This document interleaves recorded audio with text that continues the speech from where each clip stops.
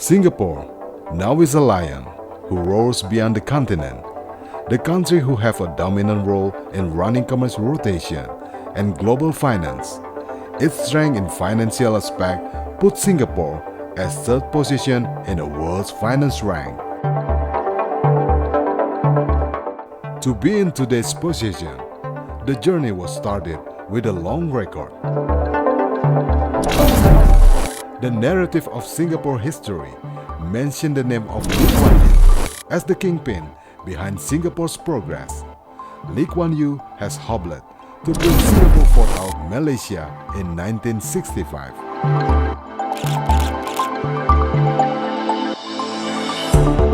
Lee was ruling from 1971 until 1990.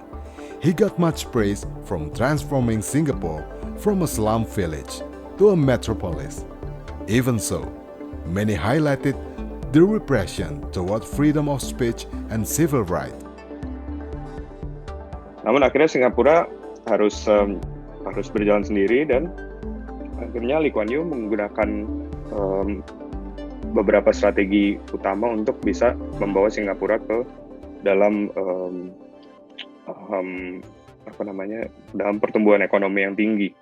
Nah, salah satunya adalah bahwa Lee Kuan Yew menyadari bahwa Singapura itu sendiri karena tidak memiliki natural resources, sumber daya alam yang banyak untuk bisa digunakan sebagai modal pembangunan. Jadi Singapura fokus terhadap pembangunan human capital atau modalnya adalah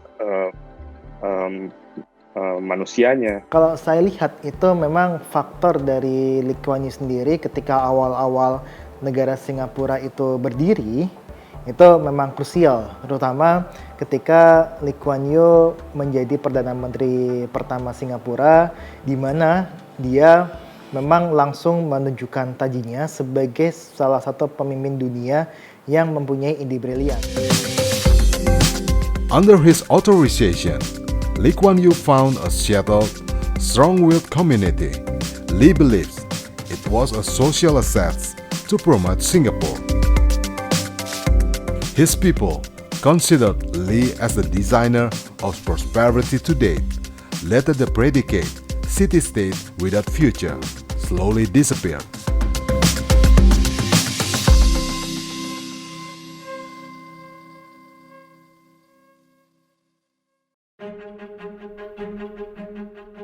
Lee Kuan Yew was born in Singapore, September 16, 1923. He was the third generation of Hakka Chinese that had lived in since 1846. It was the last Han, who known as explorer, immigrated to many regions, including Singapore. Lee grew up with a very strong English influence on the land at the time. His grandfather, fascinated by everything about English, moreover, he named after Harry Lee. Later, Lee realized that name got him bullied. However, he was not a part, even less the British colonial ancestry. Moving on to another school, his early education was fine. 7 years of elementary had been passed for only 6 years. His persistence led him to a reward.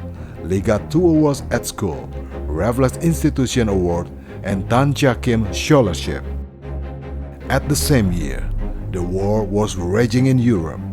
Lee had to delay his depart to London as situation became disadvantageous. Nah, setelah perang berakhir, Lee Kuan Yew sempat belajar di London School of Economics di Inggris. Dia mendapatkan Queen's Scholarship waktu itu ya, beasiswa. Dan kemudian dia belajar di Cambridge University, belajar hukum. Setelah lulus dari Cambridge University, Lee Kuan Yew menjadi pengacara. Dia bekerja di pengacara di Singapura. Setelah dia kembali ke Singapura tahun 1949, dan pada tahun 1954 dia mendirikan partai yang namanya People's Action Party. Nah, People's Action Party inilah yang akan menjadi kendaraan politiknya Lee dan kawan-kawan, dan yang menjadi partai politik yang masih menguasai Singapura hingga sekarang. With Lee Kuan Yew's iron fist, Singapore successfully changed its status from a Commonwealth country to third world countries, head to first world countries. Lee's strong and distinguished political character left a retained memory to his admirers, although Lee is widely known as a powerful leader. Mungkin salah satu program yang sampai saat ini dikenal sama masyarakat Singapura adalah peningkatan taraf hidup masyarakat Singapura itu dengan cara pemaksaan program pensiun dan pemberian subsidi rumah sebenarnya. Nah, itu dua program tersebut yang menurut saya itu penting dilihat oleh masyarakat Singapura untuk kita mengevaluasi ataupun mengapresiasi dari program Lee Kuan Yew. Karena kalau kita lihat program pensiun itu sangat banyak sekali manfaatnya ketika semua orang di Singapura itu wajib untuk mengikuti program pensiun dari negara.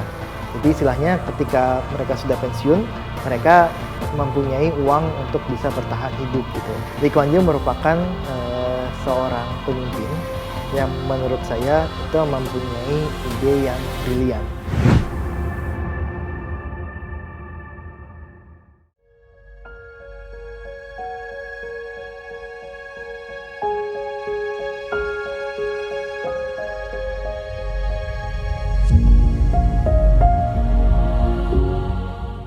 His pragmatic view effectively turned Singapore from a small, no natural resources into a new economic power in Southeast Asia, indeed Asia as continent.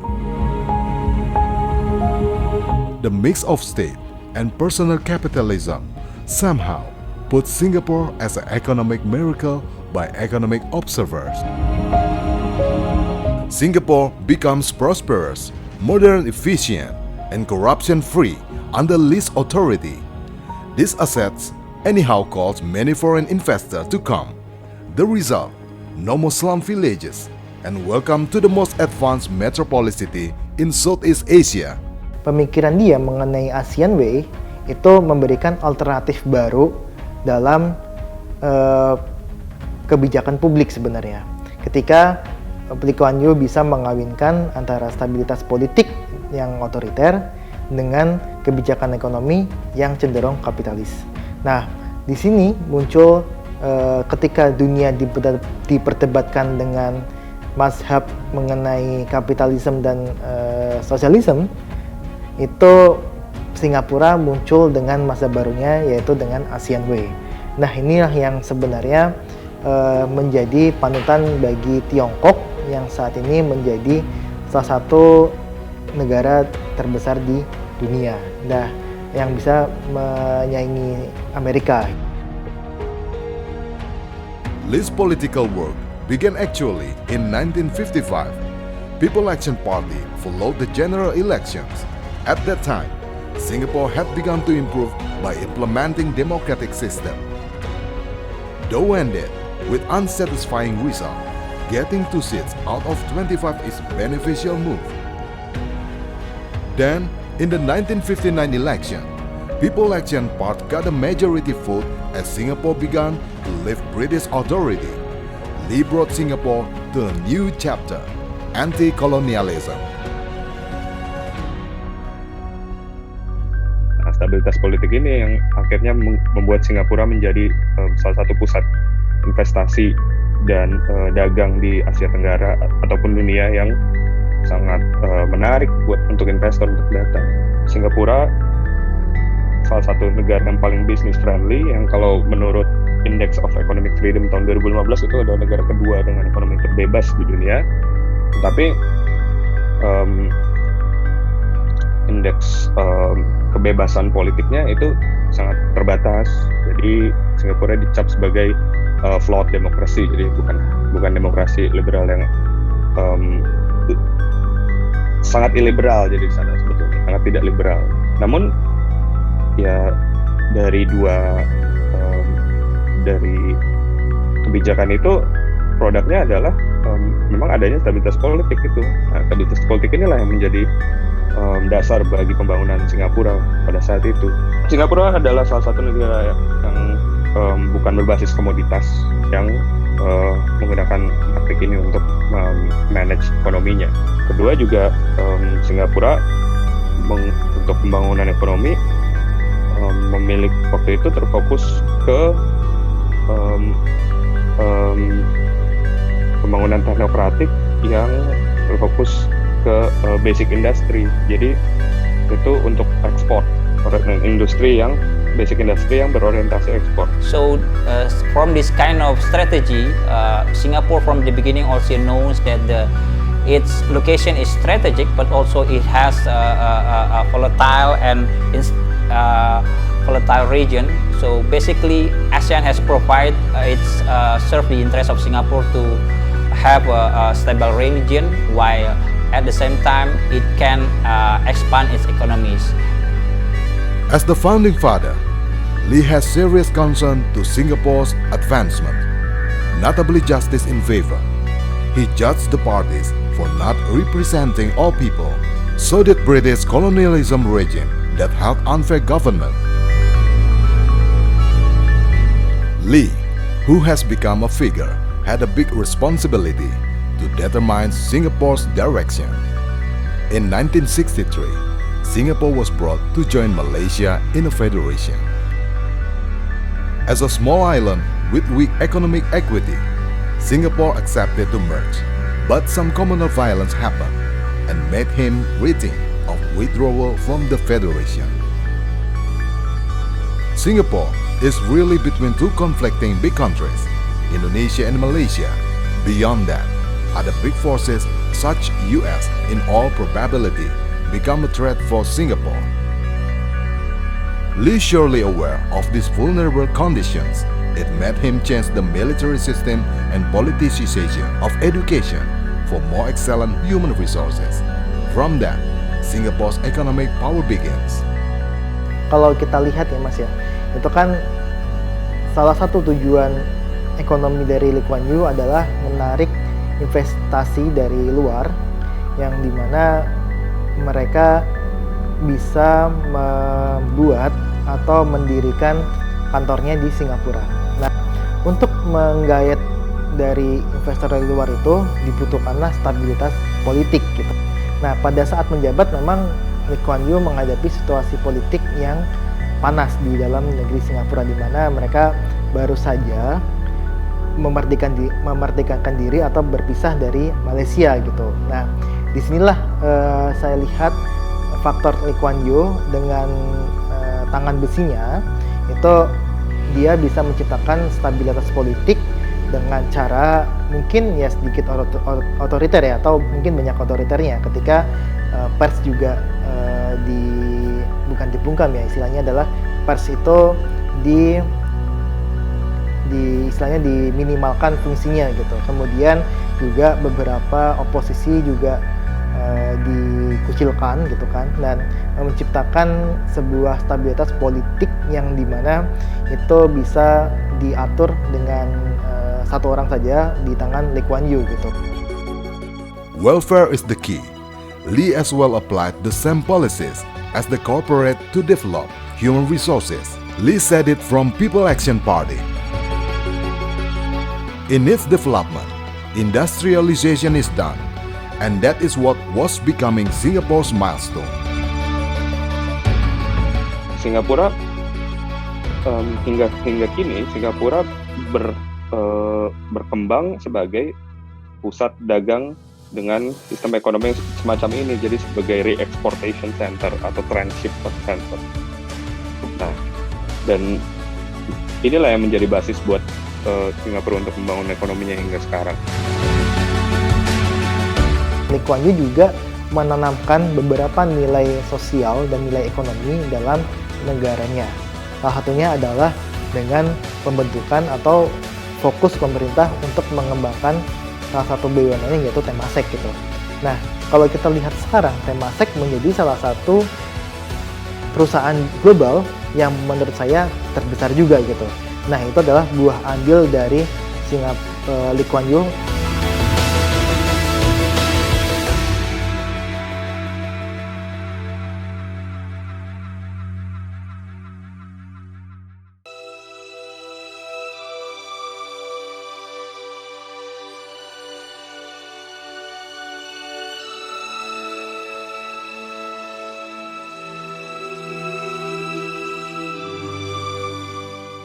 One moment that cannot be removed from Lee Kuan Yew's authorization in his closeness to Suharto. Suharto gives diversity to Lee's political journey. They were as close as damn it, that even some Lee's decisions are identical to Suharto.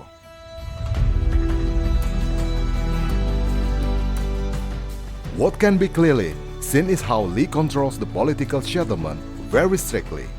He did not hesitate to jail his political opponents and criticizers with no judgment process. So did to publishers and journalists who censured to him. Aside, Lee also managed his people by uniting in one culture. They were Chinese, Malay, and other identity. This makes Singapore rising its own identification. Lee embraced all class and ethnics. Other way, this is effective as it removes friction cross communities. Singapore is one of the lowest corruption rate countries. In 2012, Singapore was in 5 of 176 countries in the Transparency International Corruption Perception Index, while at the same year, Indonesia was at 188. I think the Lee Kuan Yew as a leader also noticed that the regional stability is big issues, and in the future we can see that this peace process initiative initiated by Singapore can become one of the strength of ASEAN. That's it. Saya setuju bahwa pembangunan Singapura pada saat itu memang sangat dipengaruhi oleh peran besarnya Lee Kuan Yew sebagai seorang pemimpin. Jadi Lee Kuan Yew sendiri sebagai seorang pemimpin pada saat itu bisa membawa negara yang dari ditendang keluar dari sebuah federasi, gitu ya, Malaysia, lalu tidak punya sumber daya alam, tidak punya ini, dan akhirnya bisa besar hingga sekarang. Menurut saya itu Lee Kuan Yew berperan besar sebagai seorang pemimpin yang sangat teknokratik. Nah, teknokratik artinya adalah bahwa ia fokus terhadap bagaimana negara itu berperan untuk memberikan rekomendasi atau bahkan komando terhadap pasar untuk mengarahkan pembangunan ekonomi itu ke arah mana. Jadi misalnya seperti yang tadi saya bilang, kalau misalnya fokusnya adalah industri berorientasi ekspor, membangun itu, nah itu modalnya dari mana? Nah, modalnya dari negara biasa gitu.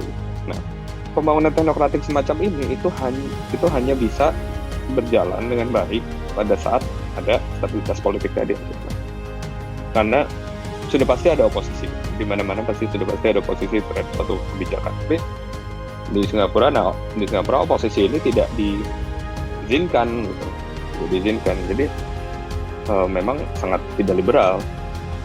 In economic matter, Lee combined his famous dictatorial government system through his iron fist with free market. After 1970, it preceded Singapore's economic growth. Moreover, the prosperity index increased sharply and unemployment rate reached almost zero. After Joint ASEAN, which was founded at 1976, Singapore explored cooperation and endorsement with other member states. Singapore got itself more aware of communist movement, which in some cases caused issues to the fall of Saigon, 1975. Becoming a Prime Minister of Singapore for 3 decades, Lee's position was full of rumor, nepotism. His wife's position as partner of Lee and Lee Law Firm, and his children and daughter-in-law hold important positions in state-owned enterprises. Lee deflected that all positions filled by his family member were based on their competencies. It's fair enough, Lee says. In 1990, Lee finally retired himself as Prime Minister of Singapore, but he was not truly disappeared from political scene. During Goh Chok Tong's authority, Lee persisted as senior minister.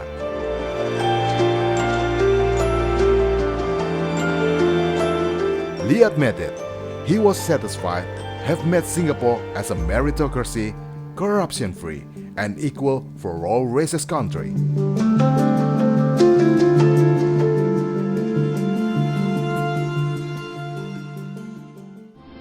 I have